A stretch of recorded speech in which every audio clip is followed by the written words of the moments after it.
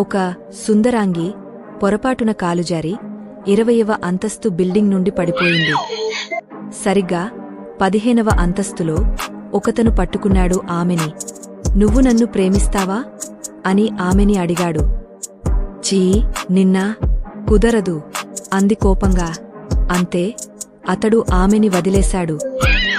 సరిగ్గా 10వ అంతస్తులో ఒకతను పట్టుకున్నాడు ఆమెని. నువ్వు నన్ను ముద్దు పెట్టుకుంటావా అని ఆమెని అడిగాడు.